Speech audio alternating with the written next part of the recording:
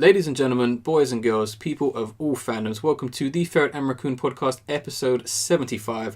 I am the Angry Raccoon. I am Ace. And we bring you the first podcast of November. We have a very mixed consistency of weather going on as we're recording. Obviously, you guys can't see that. Yeah, it's been nice and chill for me all morning, then we just get the sunlight coming in. Yeah, we're kind of hoping it disappears for the most part. It has been cold, so that's why my voice does sound like this. If my voice changes over the course of this podcast, that is because I am stressing my voice. And if that change is consistent throughout the possible many reviews and discussions we're going to do, then you know why. Yeah. But yeah, we're back. All the October scariness has gone. I know, all the spookiness left as soon as October ended. Yeah, it's a shame. I mean, there's a little bit, but it's very faint for the most part. The real monsters, as you could say, have come out to play now, as of course over the last 2 weeks, if you've been keeping up with current events. But very West Coast. I don't think we're going to bother covering that, because we'd much rather talk about things you may not want to, may actually want to hear. Yeah. But let's get straight into this podcast, because I'm ready for this one.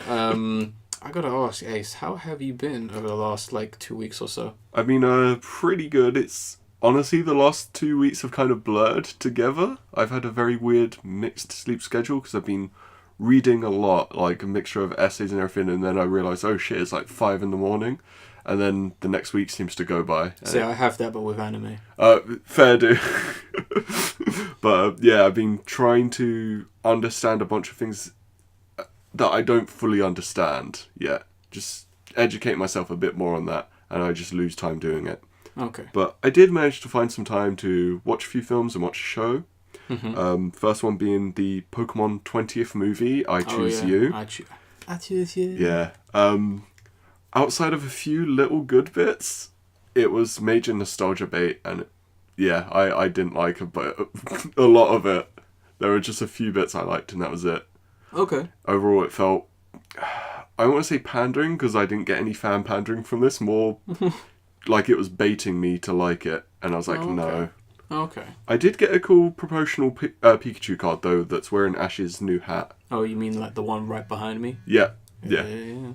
Which I was really happy about that card. I didn't even know you were supposed to get one. I got 4. Did you? Yes. Damn, I got 1. Funny story, we'll probably say this in the maybe review and discussion, but as we were watching the trailers for this film, literally the screen just went to black, lights back on. The guy was like, hey, I got your Pokemon cards here. He was just putting his hand in and just taking cards out and being like, here you go. He gave everyone 4. Yeah, okay. Because, that's just how he rolls, basically. Yeah. He had a box full. But yeah, I didn't even know you were supposed to get one. So when he handed this thing under the ticket to me, I was like, you're doing a little deal, mate. I already passed you enough for a ticket, you know. But yeah, that was a cool thing. Wait a minute, you're not Dave. Exactly. Other film I managed to see was The Killing of a Sacred Deer by the guy whose name I can't pronounce. He did Dogville and Lobster, which I'm not going to say my opinion on it yet. I'm actually going to save this, but should be a very interesting review. We're definitely going to do a review and discussion on that one after this podcast is uploaded, because I've seen it and I want to see it. I'm going to talk about it in my little catch-up. Yeah. But, yeah. And the last thing is, I watched the hit Netflix show Neo Yokio. Oh, boy. Now, I think I might have talked about it a little bit, in which the first episode I said it was bad. Mm-hmm. I think this show's amazing. Oh, don't even go there, Ace. It's got a great criticism of aristocratic society, and it does it in this very tongue-in-cheek way, and it's amazing, and it's very quotable. Kiss her, you magical bastard. And you know what, Helena? You don't deserve a big Toblerone. That's become the most famous quote. I know. It's so good. Everyone watch it. It's great. Ace, I'm disappointed. Very disappointed. I kind of love it. I really do.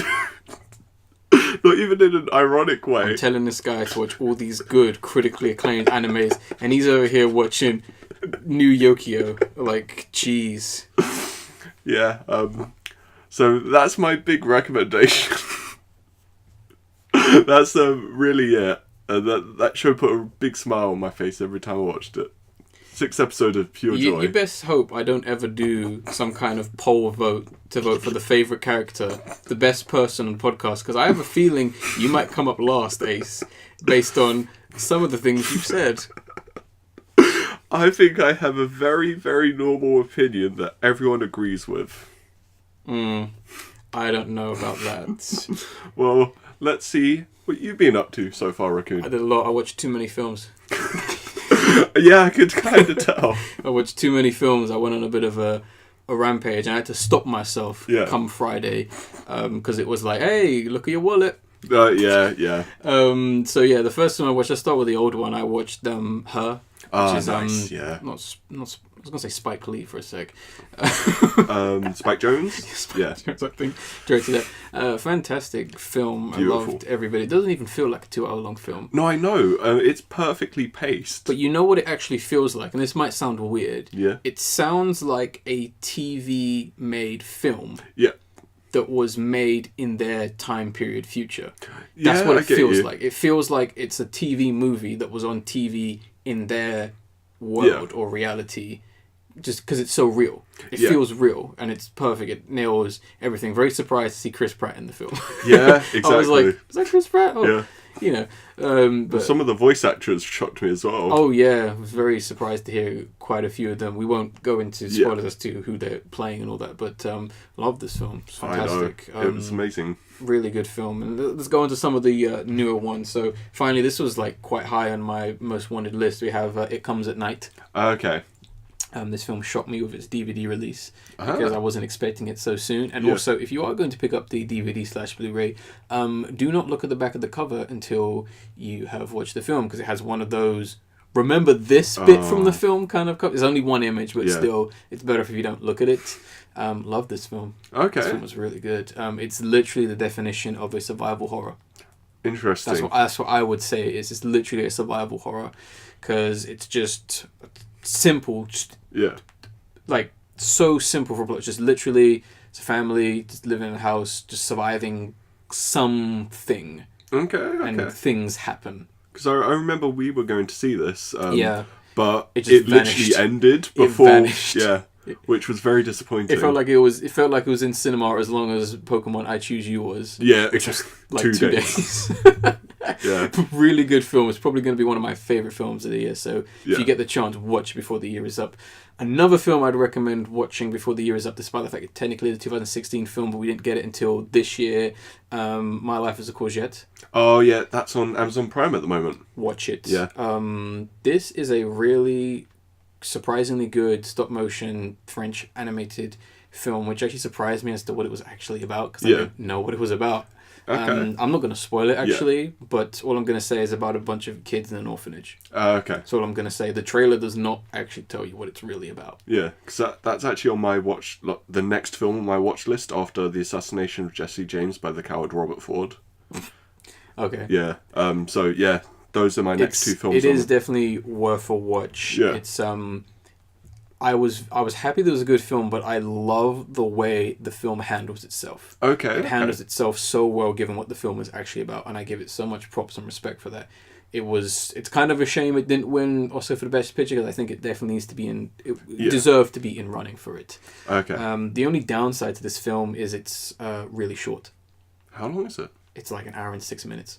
Oh wow. If you 96. something like that. If you literally like cut the credits, it's like 59 minutes long.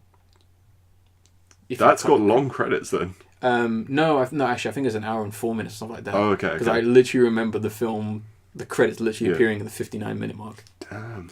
So yeah, that was cool. As I probably already hinted, Pokemon the movie, I Choose You. I enjoyed this film. I did like it. It. I'm not gonna say that it's like the best thing I've ever seen this year. It's not gonna be a top 10, but I did like it. I liked how it was essentially. I think the reason I like it maybe a little bit more than you is that it was everything I didn't want it to be.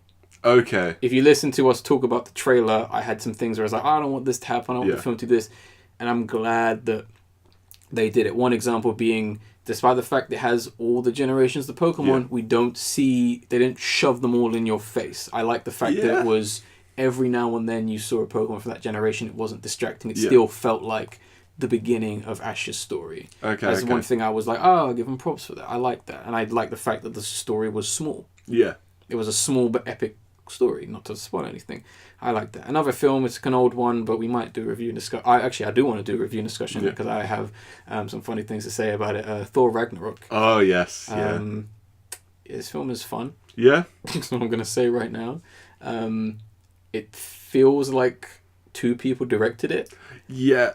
I honestly, I feel the same way, and a lot of people don't notice that. There's a particular break-off point where it's like the original director was like, either I can't do this, or Disney went, nah, we're doing this, it's okay. Yeah. And I was kind of like, I was actually like, what the hell is going on? But we'll save that for the review and discussion. And the final film, The Killing of a Sacred Deer, which I love this film. Yeah. We're not going to say too much about it. Just please go see it if you're of the age, please, because it's going to leave cinemas really soon. Yeah, and you won't get another chance to see it this year, so please go and see it. It's very good. It's already left the cinemas that I go to. I managed to catch it last day, last show. Yeah, and the last thing I'm going to end off, I'm watching 4 current animes of this current anime season. Now, like I kind of did last time when I was talking about them, I made a little tease as to what they were, and Ace got one of them. Okay. So this time I'm going to do it again, so I won't talk about them not unless he gets them, the exact one linked to them. Now, they're supposed to be very vague, but if you've watched them, you'll probably get them. So they're in no real particular order, but these phrases are references to these 4 animes I'm watching. So you've got I Finally Found You, The Iblis Trigger. Okay. Pervy Dog. The Warmth of the Afterlife. Okay. And That's a nasty look you've got in your eyes. That one sounds familiar, but I'm not sure. They're not... the only one that's a direct quote from it is Pervy Dog, and that's it. Okay. All of them are kind of like funny stuff. Right, okay. I'm not sure if give some thinking time to Ace real quick, but... No, I'm not sure if any of those are ones that I'm directly watching at the moment. Well, you'll find out at the end of the year which ones they were, I guess. But let's move on to our first topic, and that is going to be a trailer which we've kind of been sitting on for a while, because the original trailer was great, but it essentially recreated one of the most famous scenes from Tommy Wiseau's The Room. And that is going to be The Disaster Artist. This is trailer 3, which shows it off as more of a film this time around, because it's basically it's basically following Tommy Wiseau, the creator of the most infamous bad film of all time, The Room, previously mentioned, and a film that's a negative 10 out of 10. Somehow. It's so bad it's good. Somehow. And we wanted to talk about this film because it's coming out soon and it's getting good reviews, and I think it's an interesting film. Yeah. If you kind of if you watch The Room, and then it's a film that is essentially going to hopefully answer every question anyone might have about Tommy Wiseau and the film, because you see this film and it's just like, wow, what is going on in this surrealist what was the other thing I kind of said, coming of age character study that we have going on here, because he is a character, whether you want to deny that or not. Well, it's like I can't remember if it was on the podcast or if it was just to you and Ferret when I was talking about Tommy Wiseau as a person and all these random stuff about his life. And it was so confusing. Yeah, he's a very interesting man. This trailer's definitely excited me more because it's delving into that a bit. And I'm like, it's spending more time with him. It's definitely the before, the during, and the after, which I think is great, because it is partly based on I forget the actual guy's name, but the guy who was in the film, his best friend. Oh yeah. Part of the story he wrote, like kind of like all the behind the scenes kind of stuff there. So it should be quite interesting to see. And also, James Franco of Tommy Wiseau. Yeah. I think that's some good casting. I think he definitely looks the part. He definitely is playing the role. It definitely looks like he's studied Tommy for the most part. I mean, the whole cast looks great. I don't want to spoil it too much. But... Like, Dave Franco playing the friend is great. Oh, yeah. Like, that's the thing. I love Dave Franco. I think he's amazing. So that was like, yes. And we have like Seth Rogen as like the director, producer kind of guy, which is very interesting. There's a few surprising ones that I saw, and I was like, oh wow, like, because it seems like such a low key film, but at the same time, it's like, wow, we got all these people who are clearly, hopefully, just really they love the film and they love everything about it because there's a lot of love coming from this film. Yeah. I can't wait to see it. Same. I'm really looking forward to it. Very excited for it. I mean, The Room is one of my favorite films, favorite films of all time because it's so genuine and perfect. Yeah, it's so engrossing. Yes. It's surprising. It's amazing. If you haven't seen The Room, please watch The Room. It's great. I'm hoping they do a back-to-back film. Oh, that'd be cool. Showing someone in London, please. The Room, Disaster Artist, back-to-back. Yeah. Like I need that in my life now. They'd probably do it in Canary Wharf. Hopefully. Anyway, anyone, please. But yeah, can't wait. That's the first of our 2 trailers. Next, we're actually going to talk about games. I know. Games happen sometimes. What? People, like the people sleeping, just stood up. They're like, "What? Yeah. Video game? What? I heard what? that. Does exist still?" As much as you'd think that, yeah, they do. Yeah. We're basically going to be talking about Sony's Paris Games Week 2017. Not the greatest name of all time. No. But yeah, I didn't even know this was happening until the trailers dropped.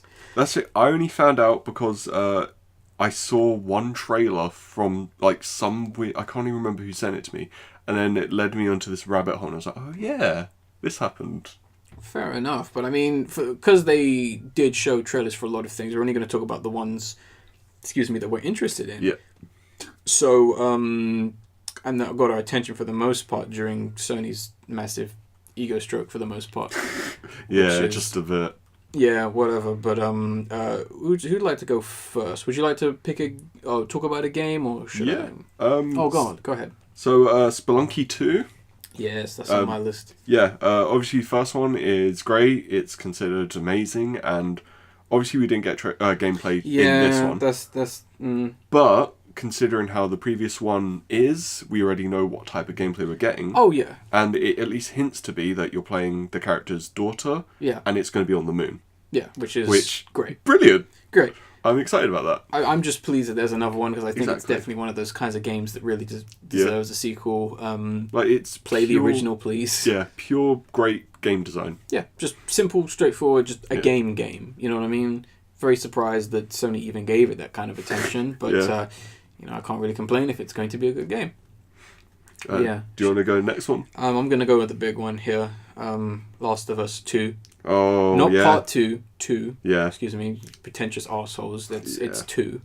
Okay, let's get that straight. If you didn't call the first one part 1, then you have no right to call the second one part 2. I'm sorry. So my thoughts on this trailer is that it's a real shame.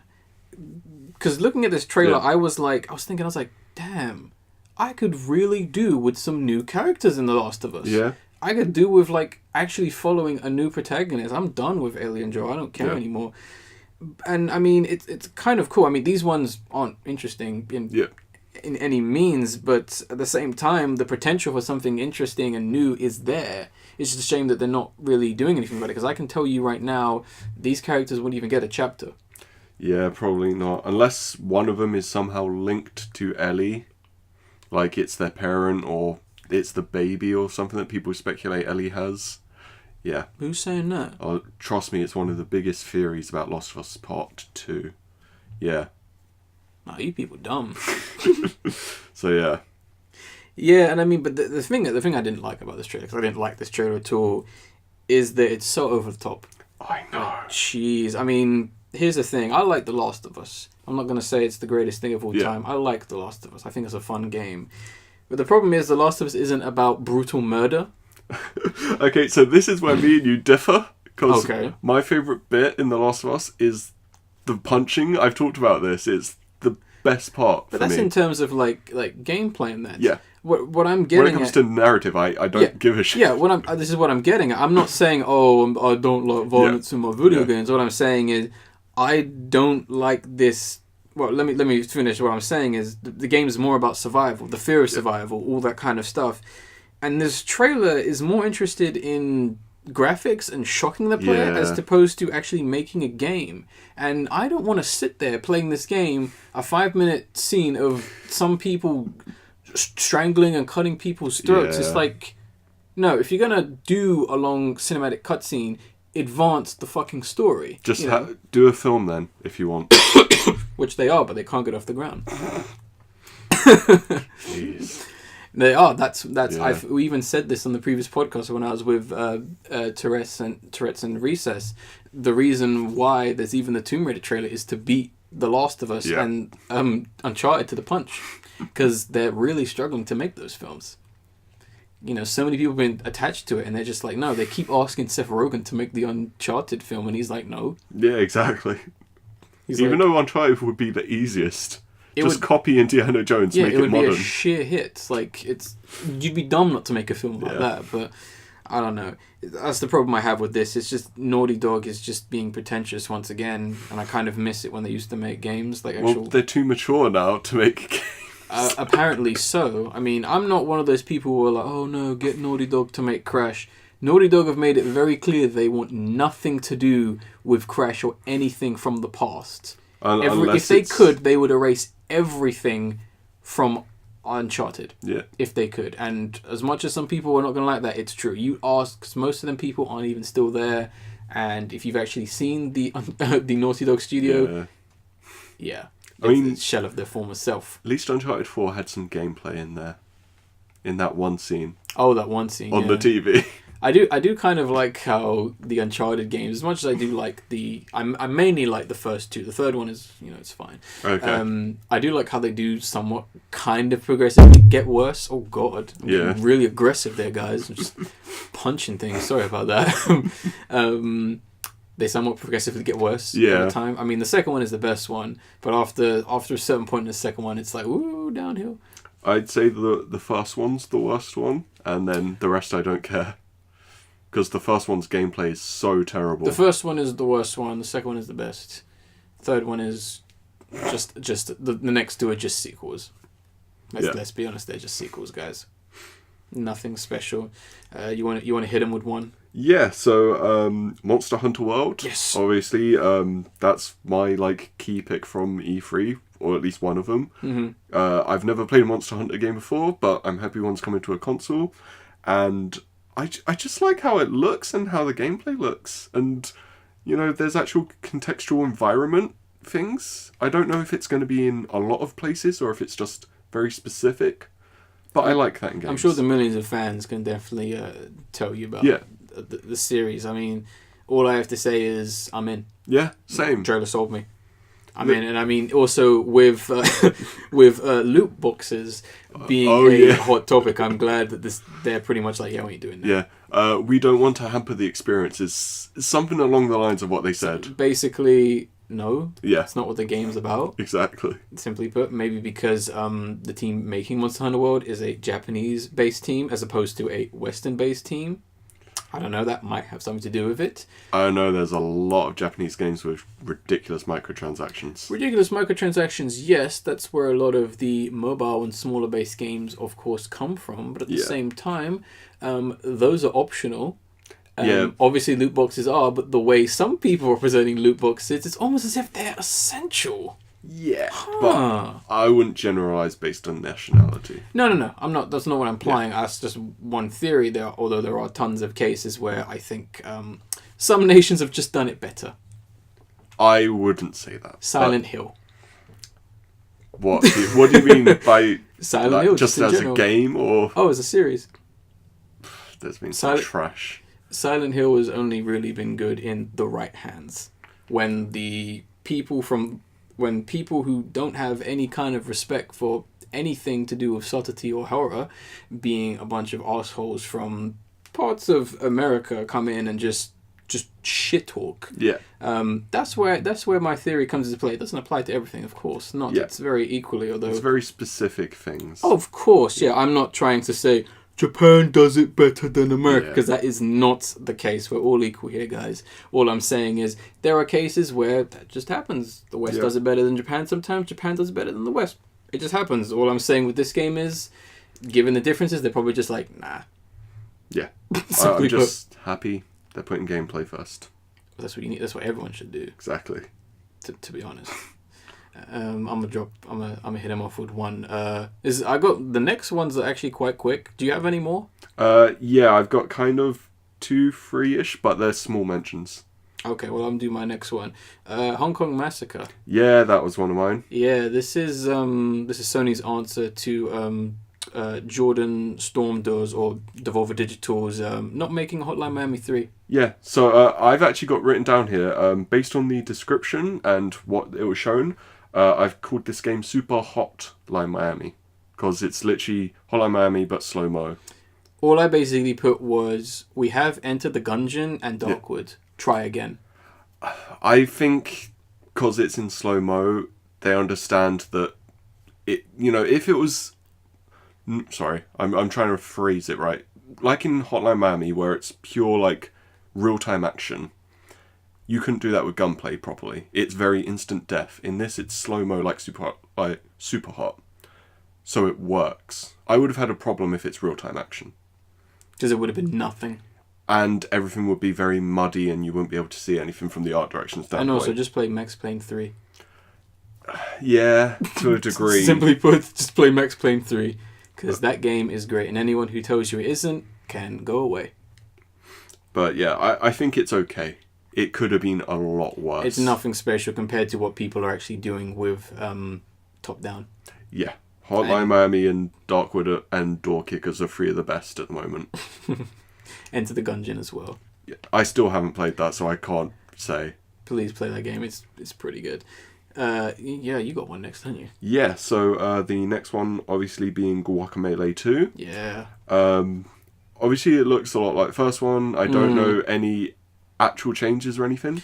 That's my biggest problem with it right now is I wish it looked different or played differently. Yeah. Maybe it's just one of those like standard, hey, it exists, kind of thing. Maybe a different character or some different moves or different environments and stuff like that. What I'm hoping is they fixed one of the biggest issues I had with that game is if you died, like falling off an edge or something, you just instantly came back right where you were standing before. So there was like no punishment for loss. Which hopefully they would have fixed that, like maybe you have to restart the level or there's specific checkpoints in levels. That would have helped for me. They definitely could have. The first one was really good as it is, very surprisingly good, and I'm glad it kind of got filtered out to other platforms. I'm just really glad to see a sequel is happening. The fact that people actually give them a chance. Because I know there was a point with these like indie arcade kind of games on the platform, it was like they never ever really got another chance. Yeah. But now that Sony just wants to brag, it's good that we have more. Yeah, exactly. And do you have any more? Or I have one more. Okay, same. It's very quick. It's Uri. Oh, okay. Uri. Or however you say Oure. Yeah. In case we're somehow butchering it, I don't know. It looks really cool. Okay. It looks like a really fluid, nice, and pretty game. And I like the fact you get to turn into a dragon. That's pretty much me done. It came out instantly, like the day. I know. And it's got very middling reviews. Yeah. Which I haven't actually checked out any gameplay or anything like that. From the gameplay, it looks like it's trying to be a Me Too of like Abzu and Journey. Yeah. Okay. My last one is Concrete Genie, which this one, it basically looks like a kind of third-person platform, like, I wouldn't say platform, like environmental puzzle game. Is that the one where the kid was like spray painting on the wall? Oh yeah, I kind of ignored that one. Yeah. That's what I have here. I want to know more about the gameplay contextually. Like, do you choose what elements you want to paint? Like, I'm going to paint a bird on this, or is it set for this wall you paint this exact thing? Because puzzles could be interesting then, because you actually have to think. Or is it just going to be, this wall's got a like battery thing, it will instantly paint an electric thing to charge it. Dependent on how it goes, it could be either trash or interesting mechanics. Sony has been trying to nail this mechanic for so long now. Yeah. I don't know what it is with them and this. And there's so many games that I think do that kind of thing well, like Unfinished Swan and The Blob.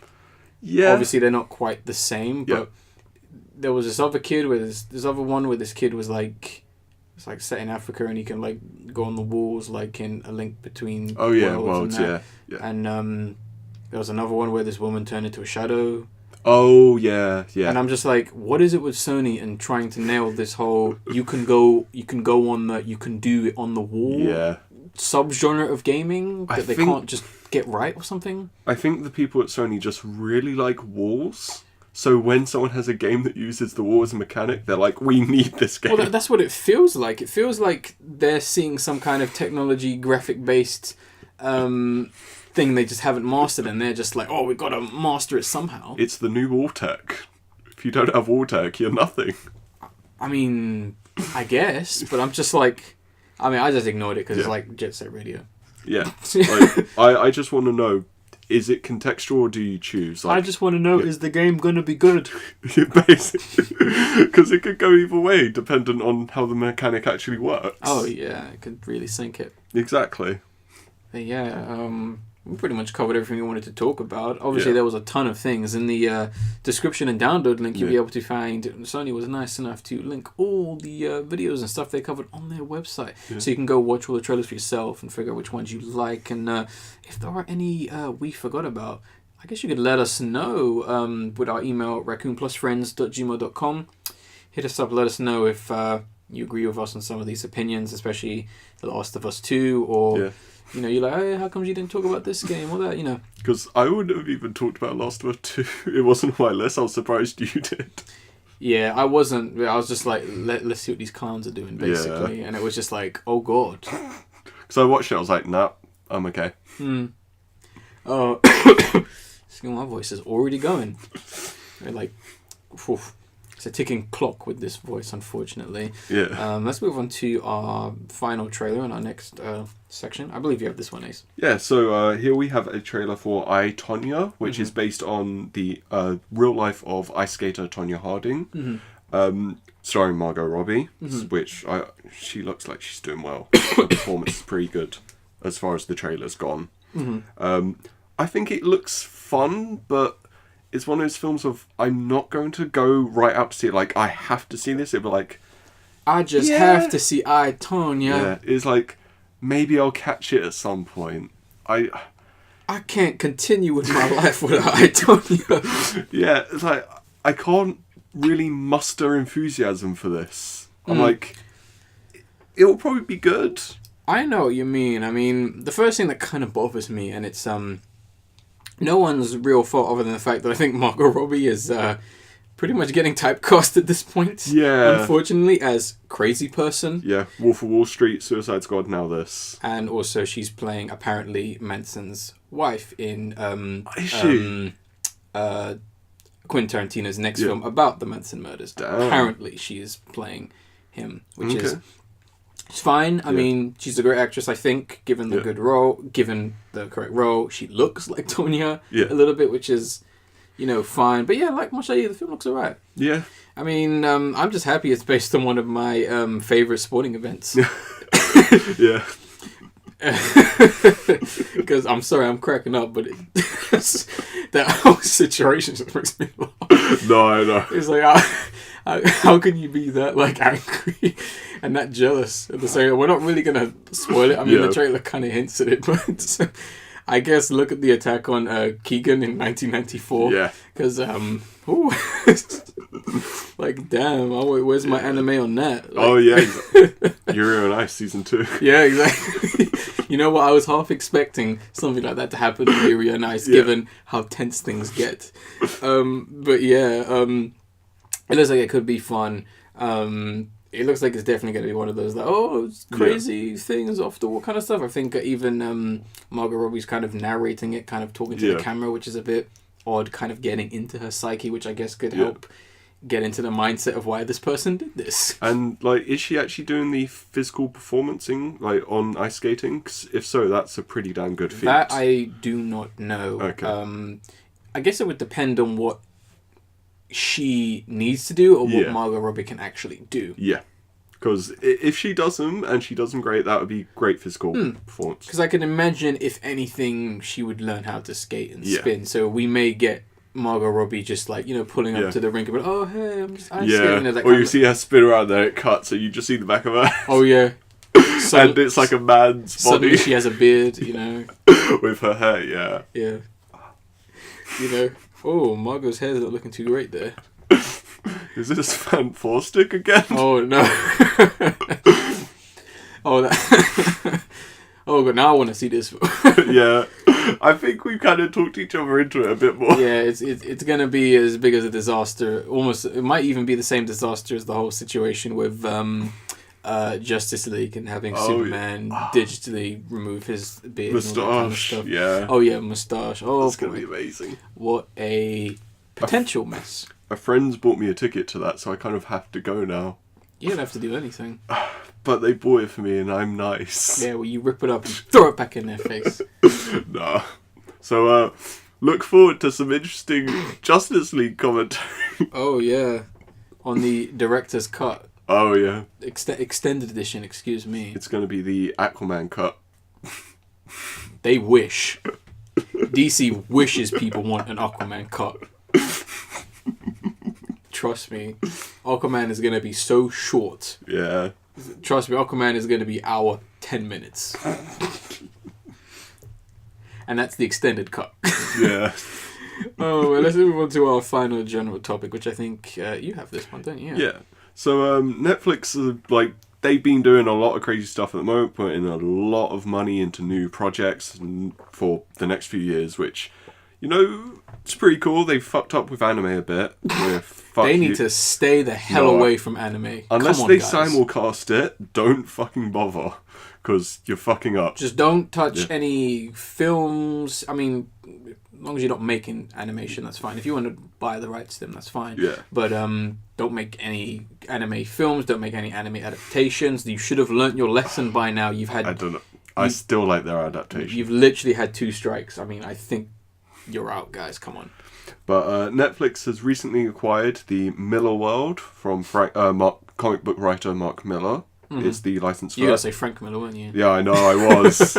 Would have been very different. Would have had some people. Then we would have had some fucking emails after that. Yeah. How could you mix up Mark Millar with Frank Miller? Just got everyone saying, "Do you like Holy Terror?" And I'm like, "Fuck no, mate." Nah, let's not even talk about that one. But and they're going to be bringing a new comic, so actual comic books, to their Netflix platform called The Magic Order, which is by Mark Millar. Mm-hmm. They also intend on doing about 20 comic issues by Mark Millar, starting spring 2018. Mm-hmm. Very interesting idea. I would not have guessed this would be Netflix next move comics. Yeah. I was very shocked to see this because if anything, I thought we're going to open up the film studio. Yeah. Or a creator space or something like that. That would, in my mind, was the next logical step. Yeah. But I wouldn't say I'm, displeased at this. No, I mean, interesting idea. Yeah, I mean, the way I see it for the most part is the fact that Marvel basically told Netflix to piss off, we're going to do our own subscription service, despite the fact Netflix has pretty much been their number one platform for all their other TV-based series. Granted, Disney was attempting to buy Netflix out and then obviously doing... or having a bigger deal where it's we'll give Netflix everything we have. And now Disney are planning on doing their own network, streaming service. Yeah, which still could be profitable. So I do kind of find it funny and interesting that Netflix has got the one thing that Marvel could never get, being Mark Millar. Because they can never get that man to do comics for them anymore. He did Civil War. But they can never get him now, because he's just you guys just... Because the problem is, it's very hard to write for Marvel now. Yeah, to a degree. Just getting into the comic book industry in general is difficult. It's not impossible. Yeah. But I wouldn't even say saturated, as I think, even just simply put, it's just difficult. Yeah. Very, very difficult to just getting comics, published. It's you gotta get lucky. Yeah. You gotta get lucky. Connections, everything like that. Yeah. But, so, Mark Millar, I just want to say he's not a good advertisement for me. I think he has amazing and wonderful ideas in his comics, but I don't think a single one has been executed well. Okay. I think every film adaptation besides Wanted, because that film's a piece of shit, improves on his ideas a millionfold. Mm-hmm. But I want to see how this plays out. Yes.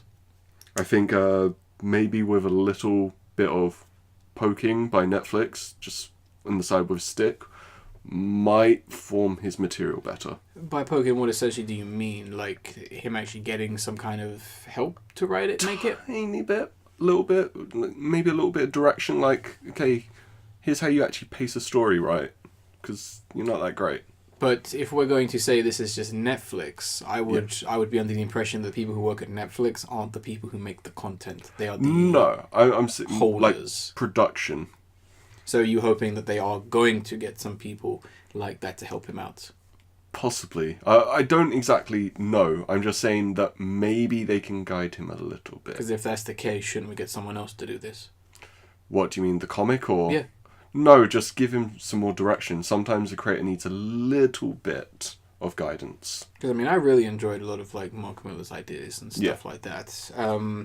But I'll be honest, I'm not interested in this new comic at all because it sounds generic as hell. The magical ancestors kind of thing. And I'm just like, you don't need that right now. That's fine by me. What I do care about, and always will care about, is original ideas.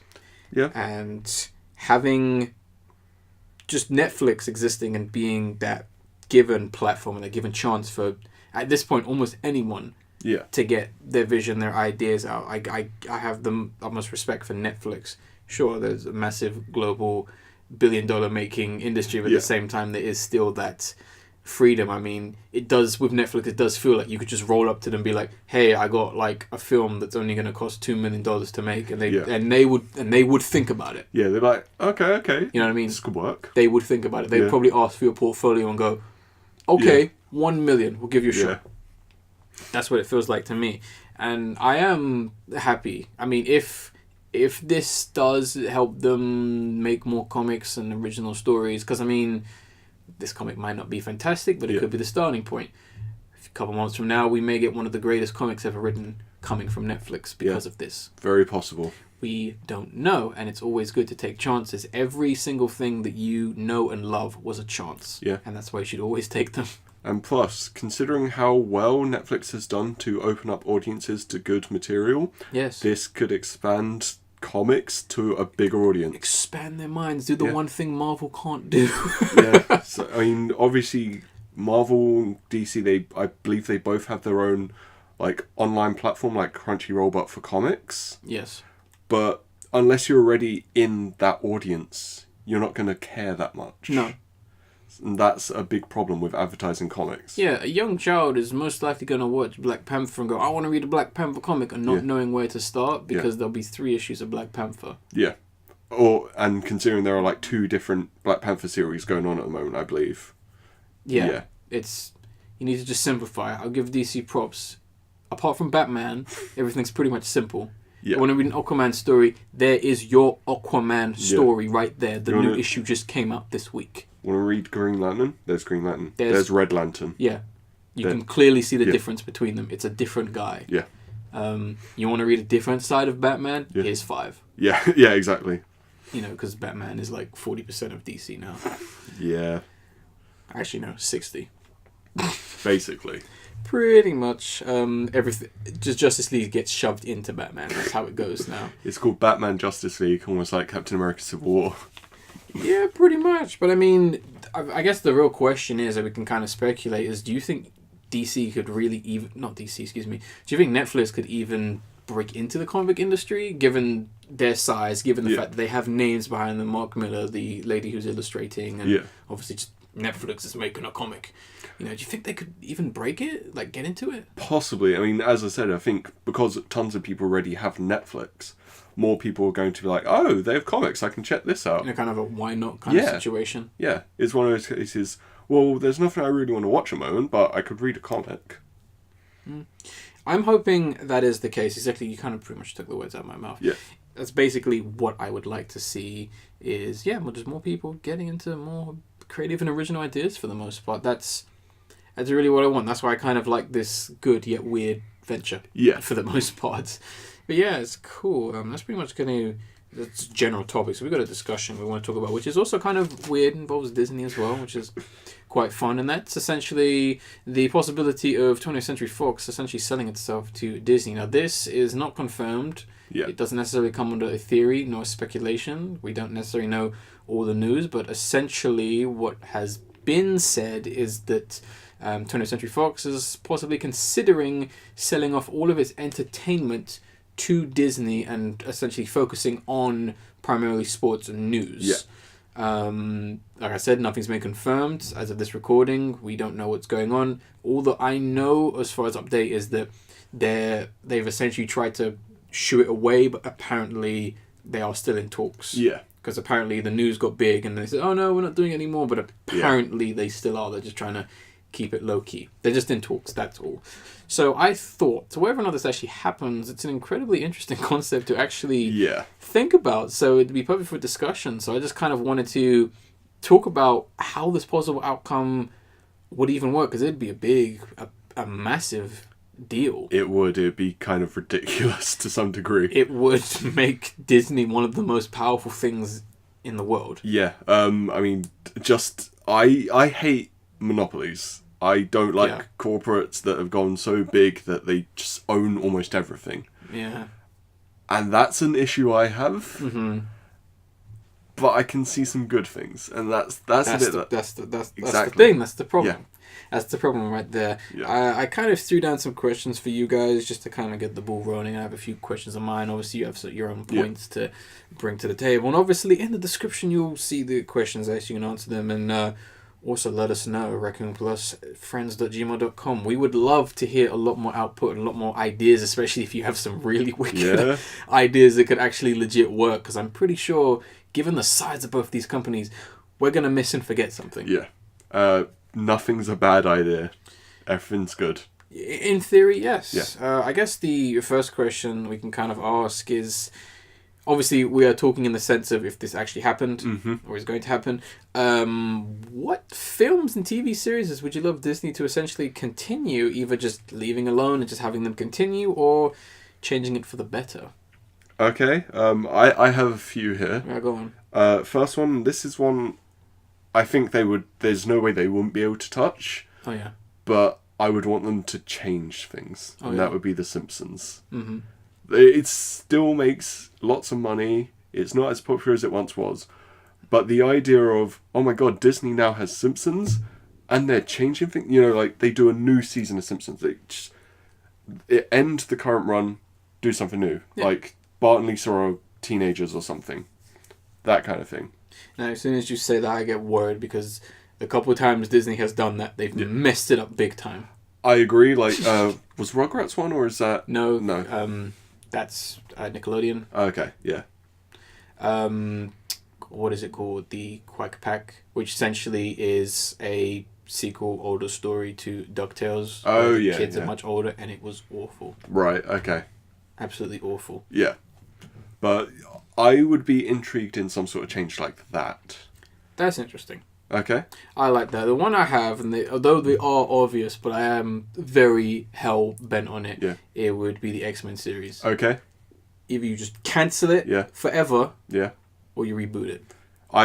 They would have to reboot it because it's no way it'd work in their Marvel Cinematic Universe. Fox had their run and it ended with Logan. Yeah. Now you can do your own mutants now, basically. Yeah.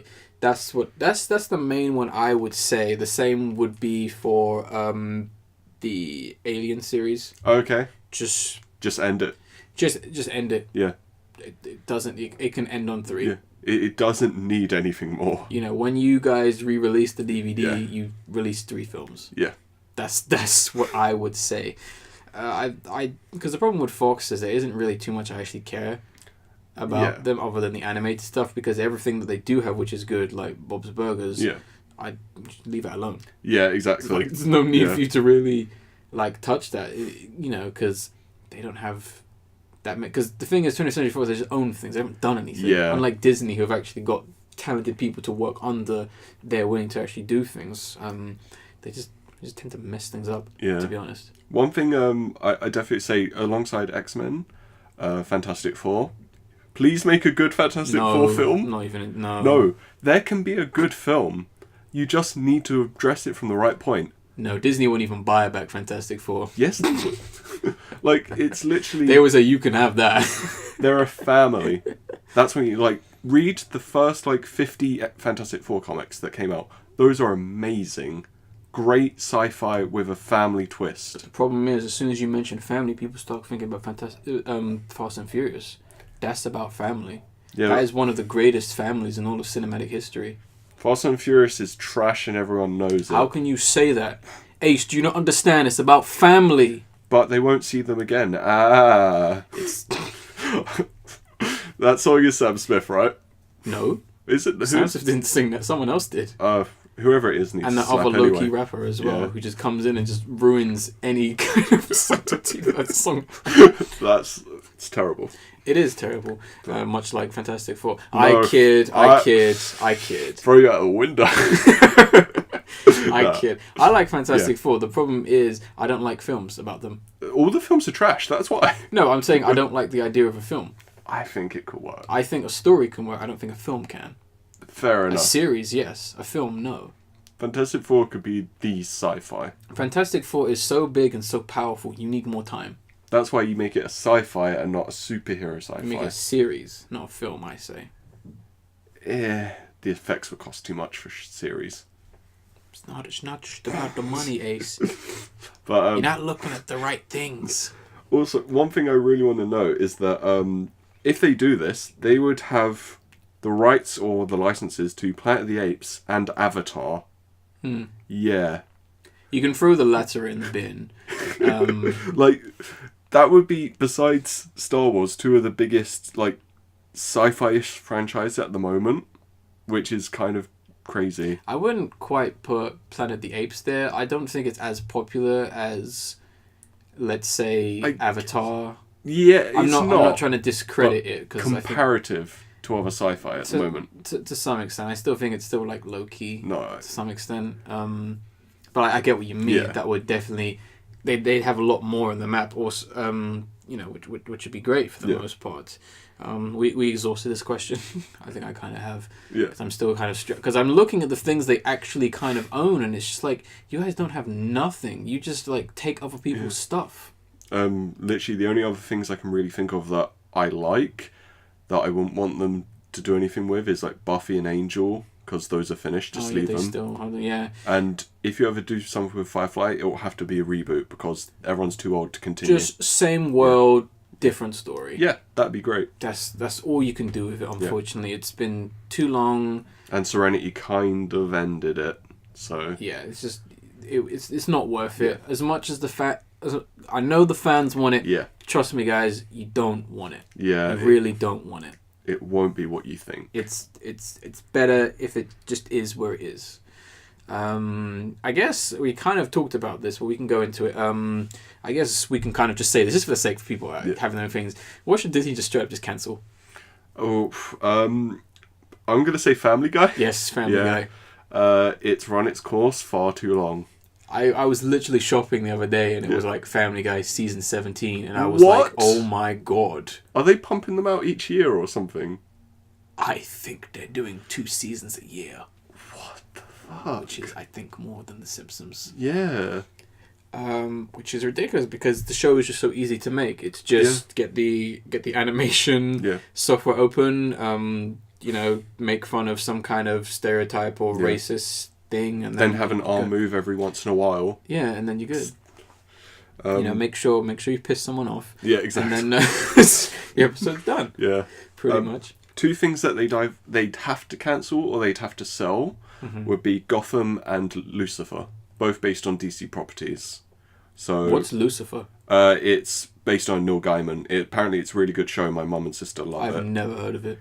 It's surprisingly good from what I've heard. I haven't watched it yet though. But it's based on a character by Neil Gaiman for DC. Okay. Yeah. Sorry, I'm trying to think about, because when you say Lucifer, I'm just thinking about demons in there. Oh, it's basically like demon devil stuff. I can imagine. What was the one you said before? Gotham. Yeah. You can get rid of that. It'd have to go back to Warner Brothers and be put on like CBS. But what if they acquired it? What if somehow Disney took the rights of it and they just were like, yeah... Warner Brothers would be like, nah, fuck that. You can't No, but imagine. Like, no, I know. If somehow they just had it. God, I could just imagine some asshole at like Disney being like, oh, yeah, well, Gotham's in the Marvel Cinematic. We have the rights to Batman. Yeah. We could continue the show. We could do whatever we want. We could decide that Batman's costume's going to be bright orange and pink. We can decide that he's Batman. He's Fruit Batman. We can just decide he's just an asshole. No, just or we can make fun of the fact that Batman is just not as good as. Stop stealing Iron my Man, Batman you know? fan fiction. Okay, I should stop reading into it. Let me turn the page, just flip through. Yeah, I think the major one for me would be, obviously, like I said, Aliens. Just stop doing that. Yeah. Family Guy. To some extent, I also say Simpsons as well. Yeah, as I said, I just want the current run to be cancelled, and then you just move on, do something different. But I want it to be finished for good. Fair do. That's what I say. Yeah. I guess with this, we kind of move on to one of the major ones. Would be like, would Disney essentially owning most of Fox even be a good idea for the most part? See, I kind of started off like talking about that, and it's like, I hate how much power they'd have. So like, sell little bits to Disney, sell bits to other people instead. That's what I'd prefer. I don't think they would, because Fox wants the money. Yeah, exactly. That's what they're after. Yeah. They see no worth in what they have. Yeah. Compared to the most important thing being sports and news, because that is the most important thing in the world. Trust me, I'm not going to talk about it much, but their defense of Roy Moore on Fox is fucking embarrassing. That's terrible. Everything to do with Fox News is embarrassing. You look at that and you're like, are these people? Yeah. It's tragic. You start going, is Alex Jones onto something? Because these people are just a bit too suspicious. I need to send you an Alex Jones video as well. No, you don't. No. I saw Alex Jones on this conspiracy theory TV show that I watch in like 2 a.m, and I was so confused. It was amazing. It was the best thing ever. I was talking about gold in Fort Knox. I couldn't stop laughing. He needs to come off there. Put down the pipe, Alex. It was so good. Or your pills, I should say. Yeah.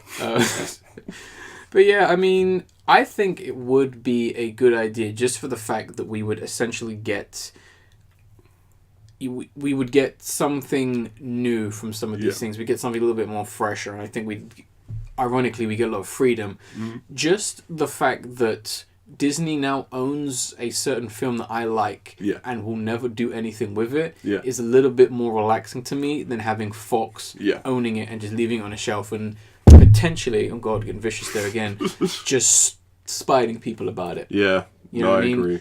Fox has tons of pilots and unaired stuff that they just won't let people see because they apparently know better. Yeah. And it is very frustrating to know that for the most part. But I think overall, I think it would be a good thing for everyone, because I think in theory there'd be a lot of creative freedom. Obviously, I've been very hard on Star Wars for the most part because they ain't doing nothing with it.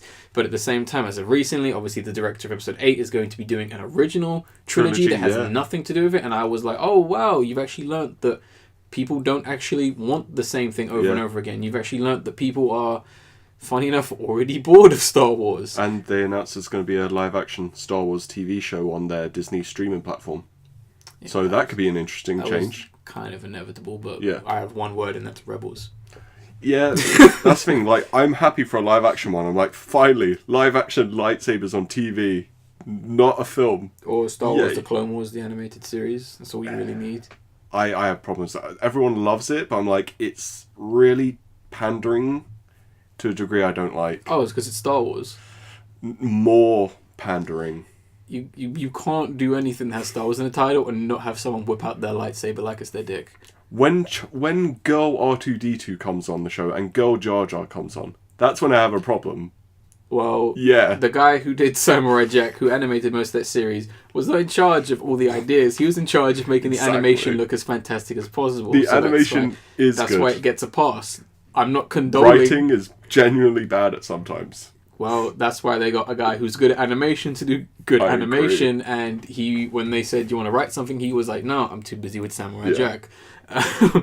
But yeah, I got one question, which is kind of like a theory and something we can kind of quickly speculate about. We kind of delved on it, but I'm just going to outright say, and you guys can kind of answer it in, is with Disney owning everything that's profitable, do you think that they would just reboot everything? I think they'd reboot a lot. But I'm talking like, would they just reboot everything? I think there's some things, maybe, no, not everything, no. I think they'll take a lot of... Because I'm just talking about the stuff. profitable stuff, like popular stuff, things that people like. Even then, I think there's stuff that I think is too similar in concept to that they'd be competing with themselves. Because the one thing that I've seen a lot of people bring up real quickly is the fact that they're going to be obtaining a lot of adult films. Yeah. 15 rated, 18 rated, and it doesn't really wonder if they'll even touch that, because me and a couple of people have been speculating that I've noticed that there is a gap in Disney's marketing, and that they don't have anything for the ages of 16 to 24. Yeah. They don't have anything. Yeah, you can put Marvel in there, but I would say Marvel's for everyone. Yeah.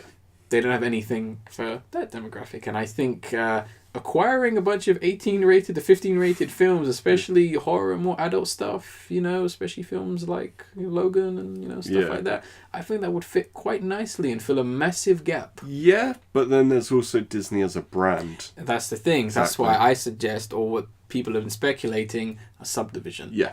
Another studio. Yeah. If they acquire Fox, that's what it will become. Yeah. It will become that other thing. It won't be Fox anymore. It will be Disney Goat. After Dark or something like that. Disney's Goat. Something like that, yeah.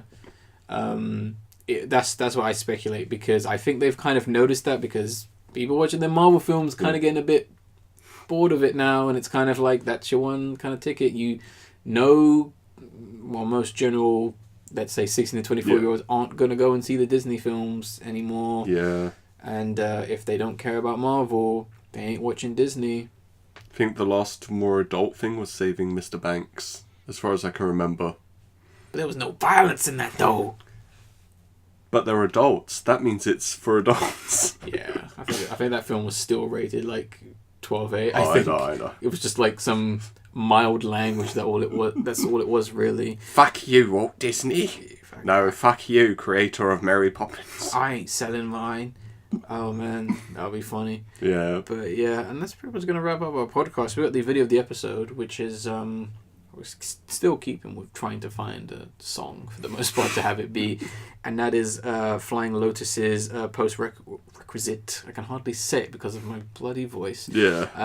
Fantastically creepy and visually collage based and interesting music video. I think this is coming off his Kuzo film he released this year. I think it's part of it, or it's for it. Don't quite know, but it's a fun, really awesome, nice groove track. I love the bass line on this track. It's amazing. But that's going to be the video of the episode. And anything else you'd like to add to this podcast before we wrap it up? Hashtag KOF, because, it's like the best game ever. What, King of Fighters? Trust me, that was this whole hashtag thing. It was fucking hilarious and childish. People defending it because an article said there's some problems with the game. All hashtags are childish. I know. Simply put. It's great. The one thing I'll quickly add is a bit of unfortunate news, but now that Until Dawn, the playthrough, is finished, there isn't really going to be anything heavily edited on this channel for the end of the year, because my Mac is dying. Yeah. And it's even a miracle that we're even able to record this podcast and get through it, because a bunch of silliness is coming up with it. So yeah, I had to cancel a few videos, but everything is still in plans for some of the other bigger stuff. So I know no one listens to this channel at all, but for those few who are out there, I am sorry. That's all I can really say. I guess we'll end this podcast like I always do by saying I am the Angry Raccoon. I am Ace. And we will see you on the next podcast. This podcast was brought to you by Disney. Oh, maybe someday. Maybe. All right. Laters, guys.